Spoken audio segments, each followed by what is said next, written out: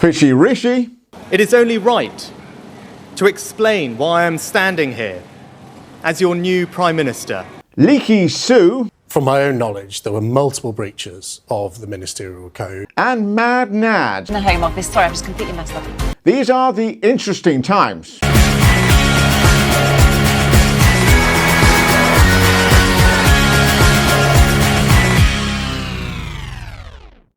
Hello everyone, my name's Matt Johnston and welcome to The Interesting Times, a show that likes to take a sideways swipe at politics right here in the UK. Following Liz Truss's resignation just over a week ago, the race was on to replace her. It was between Rishi Sunak, Penny Mordaunt and Boris Johnson, who showed the seriousness he took this position by cutting short his fact-finding mission from a bar in the Caribbean to join the leadership race. Rishi Sunak was the first to amass 100 votes, putting him head and shoulders, metaphorically not literally of course, above the others. Johnson had 102 votes by amassing 53 actual votes and another 49 imaginary ones, which, according to the rules of the leadership, don't actually count. So the man who has an indeterminable amount of children did something very un-Johnson-like and pulled out, leaving it a straight race between Fishy Rishi and Penny Mordaunt. Then on Monday morning, 4 members of the ERG stepped forward to make their case for picking the next PM.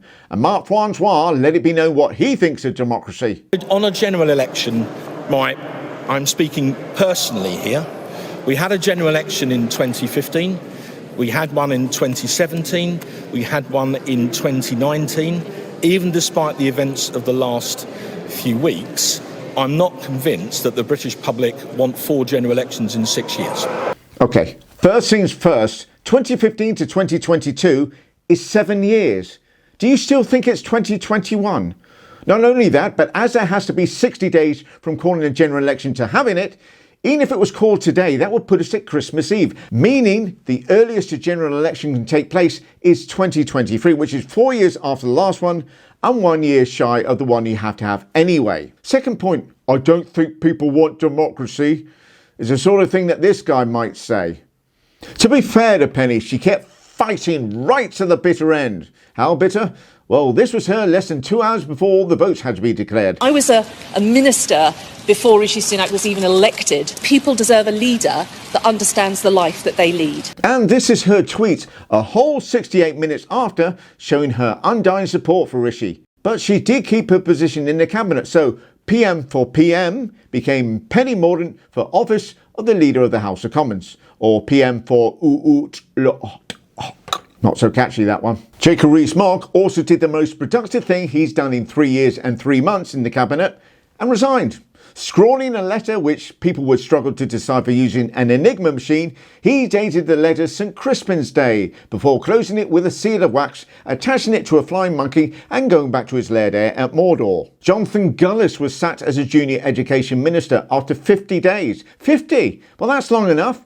About time we had some fresh blood. So Rishi won the one-horse race. It was certainly a proud moment for the UK to have its first Indian and indeed non-white Prime Minister that was elected by some Conservative MPs a mere 7 weeks after losing to the country's shortest-serving Prime Minister, who in turn lost to a lettuce. But it is a wonderful demonstration of diversity in modern Britain that we have a Hindu Prime Minister, a Jewish Transport Secretary, a Muslim London Mayor and a Deputy Prime Minister that's a complete Mormon. I think I said that right. So Rishi got his cabinet assembled, albeit with a few loose screws. Dominic, that vein on my forehead's not getting any smaller, Raab, came back as Deputy Prime Minister, which is a great way for Sunak to safeguard his job. If you kick me out, he takes over. Who wants that? Michael Gove is back in the fray as Jacking Up Secretary. I beg your pardon, Leveling Up Secretary. Gavin, we don't need no education Williamson, was brought back as Minister without a portfolio because, let's be honest, he'd only lose it. But the reappointment that caused the most controversy was Cruella, a dream for her is a nightmare for the rest of us, Braverman, who, less than a week after resigning from her job as Home Secretary for a security breach, got a job with the government as Home Secretary, where presumably her first undertaking will be to deal with all those security breaches. Here is ex-chairman of the Conservative Party, a man previously telling the British public to get a better job, now having to follow his own advice, Jake Berry, saying what a lot of us probably realised. From my own knowledge, there were multiple breaches of the Ministerial Code. In fact, multiple breaches of the Ministerial Code. Oh, come on now. Multiple breaches? I find that hard to believe. Here are the coordinates for our new nuclear test sites. Also, where is Wakanda and can I send people there? Suella. Didn't realise I was a member of that WhatsApp group. Well, her nickname, we're told, is Leaky Sue. Gosh. Right, and for a Home Secretary to even have that nickname after a relatively short time in office, I think says it all. She resigned and apologised. Well, there we go. A message to all those coming to the UK and fleeing war-torn countries. If you want to stay, just say sorry, apparently. Now, I like to say that this show educates, from time to time. So, the word of the week is traduce. Traduce. It means speak badly of or tell lies about someone so as to damage their reputation. Can you use it in a sentence? Of course. The committee said, "We are concerned Miss Doris appears to have taken an opportunity under protection of privilege to traduce the reputation of Channel 4. Nadine Doris made up a story that Channel 4 used actors instead of real people in a documentary, unlike Nadine to be unclear what is and isn't real. Still, if this is your point of reference to what a real person looks like, you can see where she might get confused. So, what is Gonads doing with herself these days? Why, she's got a job on Tour TV as a temporary stand-in on Piers Morgan, unclear.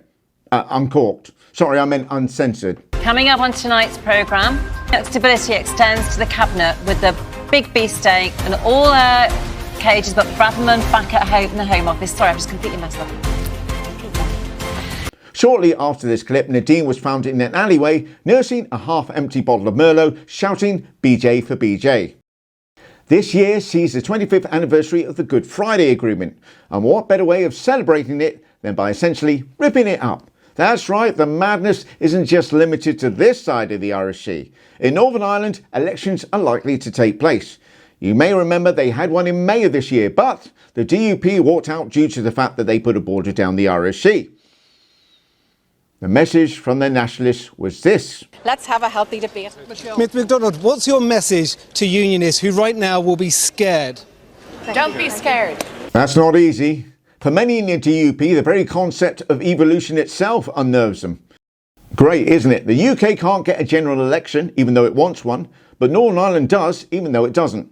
And there's a fair chance that the exact same people will just be elected again. Jeffrey Donaldson and the DUP have left us all at the mercy of the heartless and dysfunctional Tory government, whose own survival is all that ever counts. So, Northern Ireland hasn't had a functioning government for the last 8 months, and for the rest of the UK, about the last 12 years. And that's it.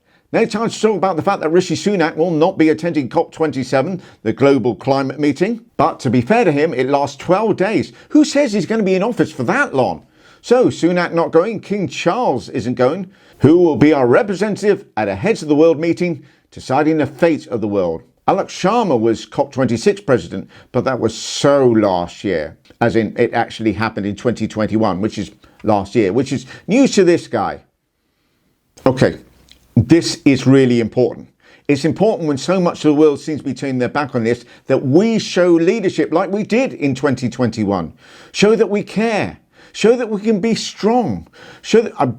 It's Johnson, isn't it? It's Johnson. And we know he loves nothing more than jetting around the world anyway. Yeah, we're going to send Mr. Piggy to talk about Kermit the Frog again. No time to talk about James cleverly asking that homosexual football fans who want to see the World Cup in Qatar are respectful of the laws of the country that they're in. One of the things I would say to the football fans is, please do be respectful of the host nation. Do you not send more of a message in the way Sakir has said that he will not, even if England get to the World Cup final, Sakir told me on Monday he will not attend. Does that not send a tougher message, Foreign Secretary? Well, as leader of the opposition, he's in a lovely position to send messages. I've got real work to do. Of course you do. So, homosexuality is illegal in Qatar, and so is public drinking and being drunk in public. I think we should wear it as a badge of pride that the fans are likely going to be home before the team. No time to talk about the fact that the clocks went back last night, which means half your household appliances are now telling the wrong time. Thank you all so much for watching, and if you are enjoying these vids, then please don't forget to subscribe, like, share and hit all the notifications bell, and I'll see you all next week. Take care.